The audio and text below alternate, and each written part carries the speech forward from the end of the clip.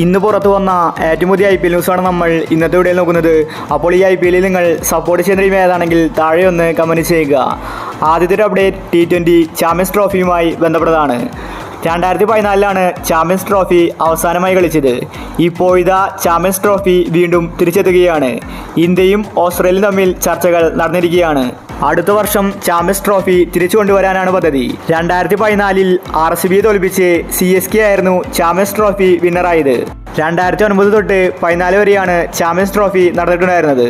India, Pakistan, Australia, ദക്ഷിണാഫ്രിക്ക തുടങ്ങി എല്ലാ രാജ്യത്തെ ടീമുകളും ഇതിൽ പങ്കെടുക്കും. CSK മുംബൈ ടീമുകൾക്ക് ഒരിക്കൽ കൂടി കപ്പ് നേടാൻ പറ്റിയ സുവർണാവസരമാണിത്. അടുത്തൊരു അപ്ഡേറ്റ് രാജസ്ഥാനുമായി ബന്ധപ്പെട്ടതാണ്. രാജസ്ഥാൻ ഇപ്രാവശ്യം രണ്ടും കൽപ്പിച്ചാണ്. ഇത്തവണ രാജസ്ഥാൻ പ്ലേ ഓഫിൽ എത്തുമെന്നത് ഉറപ്പായിരിക്കുകയാണ്. രാജസ്ഥാൻ കളിച്ച 3 മാച്ചിലും ജയിച്ച് പോയിന്റ് ടേബിളിൽ 1ാം സ്ഥാനത്ത് എത്തിയിരിക്കുകയാണ്. രാജസ്ഥാന് 6 പോയിന്റുണ്ട്.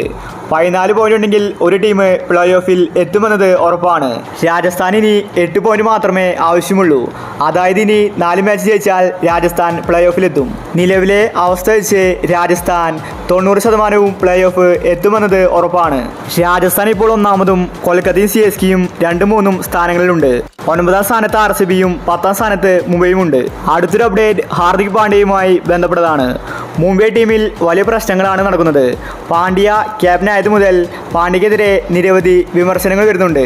കഴിഞ്ഞ ദിവസത്തെ മത്സരം മുംബൈയിലെ വാങ്കഡെ സ്റ്റേഡിയത്തിലായിരുന്നു. മുംബൈയുടെ ഹോം ടൗൺ ആയിരുന്നു.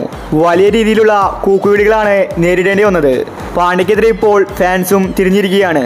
പാണ്ഡ്യയുടെ ഭാര്യയ്ക്കെതിരെ ഇപ്പോൾ സോഷ്യൽ മീഡിയയിൽ സൈബർ അറ്റാക്ക് വന്നിട്ടുണ്ട്. പാണ്ഡ്യയുടെ സുരക്ഷ ഇപ്പോൾ വർദ്ധിപ്പിച്ചിരിക്കുകയാണ് മുംബൈ മാനേജ്മെന്റ്.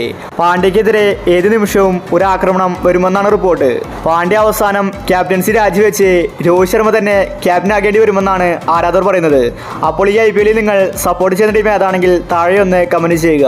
ഇതുപോലത്തെ IPL ന്യൂസിന് വേണ്ടി ഈ ചാനൽ മറക്കാതെ സബ്സ്ക്രൈബ് ചെയ്യൂ.